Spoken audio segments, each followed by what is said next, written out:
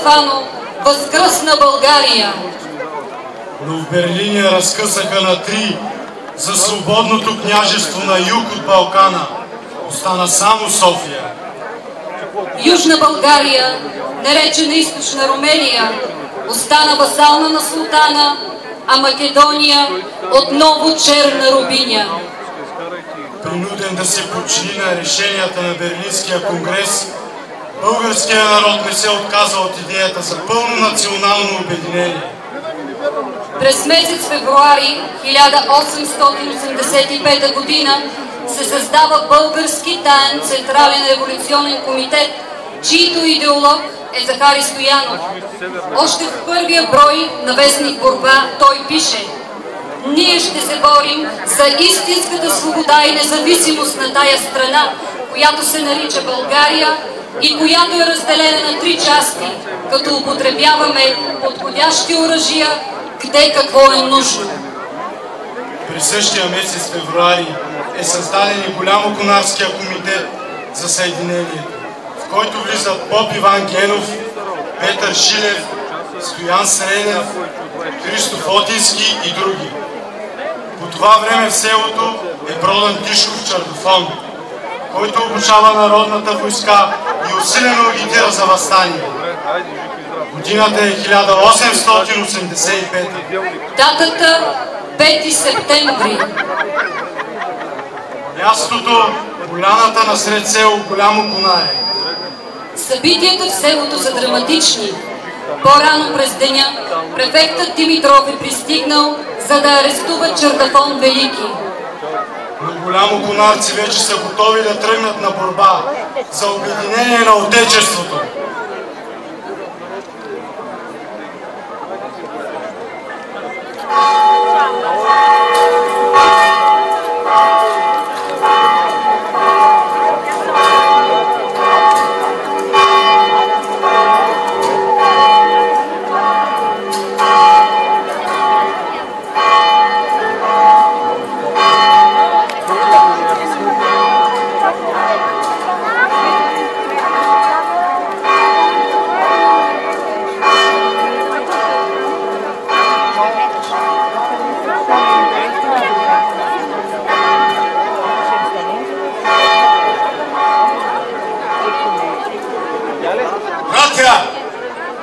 Голямоконарци, днес, тази вечер, нашият спокоен сън е нарушен от тревожният звън на църковната камбана. Днес ние се нагърваме с една тежка, но достойна за възхищение задача – да извършим съединението на България. На оръжие, юнаци! Дойде съдбовния миг да покажем на нашите вековни душмани, че нашето отечество, скъпата ни България, за нас е по-ценно от кръвта ни, от живота ни. Господин кмете, кръвта и мира покоя живите на моите юнаци. Нашите десници са здрави и ние сме готови да защитим достойството си. Вчера префектът Димитров пристигна тук и се опита да ме арестува.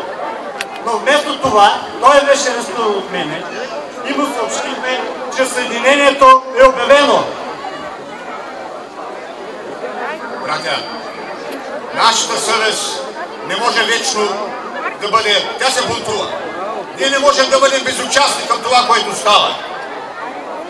Долу Румелия, долу генерал-губернатора, да живее свободна и независима България.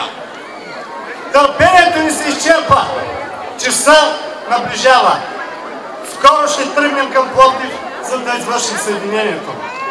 Комитета избра мен, Продан Тишков Чардафона, да ви водя в този поход. Такива тежки, такива трудни, такива непоносими моменти. На нас ни трябва единодушие. На нас ни трябва смелост. И ние имаме. На нас ни трябва достоинство. И ние го имаме. На нас ни трябва свобода. И ние ще се извоюваме. На оръжие, момчета! Но преди да тръгнем, Дядо Попе благослови това свещено дело. Българи, голямоконарци, за да бъде това свещено дело, безспорно трябва да го благословим.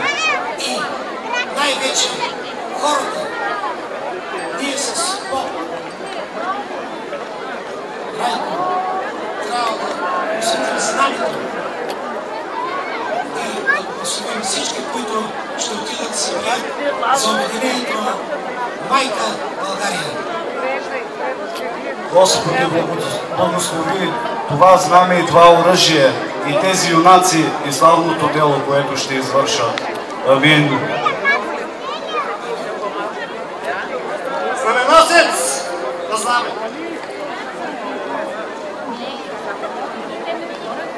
Връчвам ти го със свещената за ръка. Пази го като очите си, като живота си.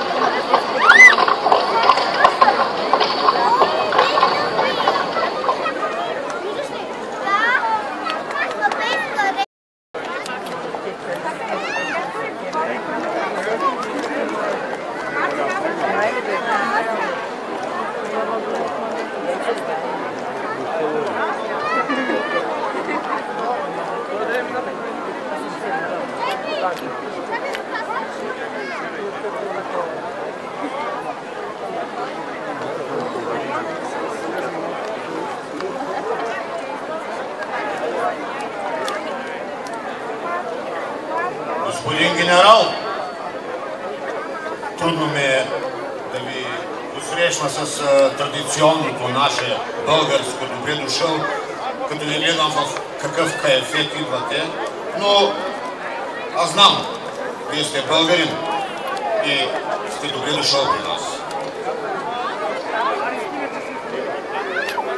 Господин кмете, вашите хора ме арестуваха.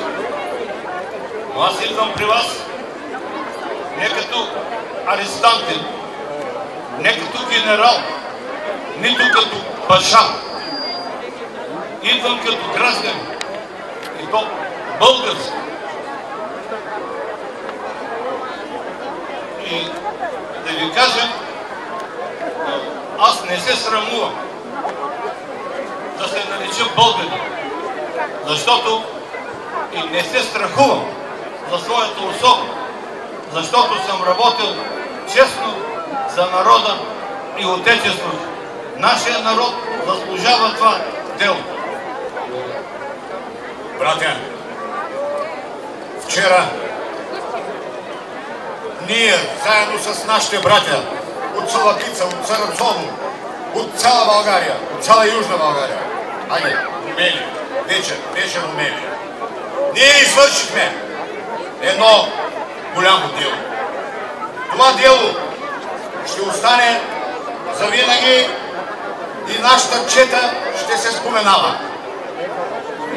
Братя, най-после тези жертви, които даде нашия народ, свидните жертви от Перущица, от Батар, от Априлското въстание, въобще, от Щипка, най-после ще намерят покой в вечния си сън. Дерзайте, братя, в свободна и независима България!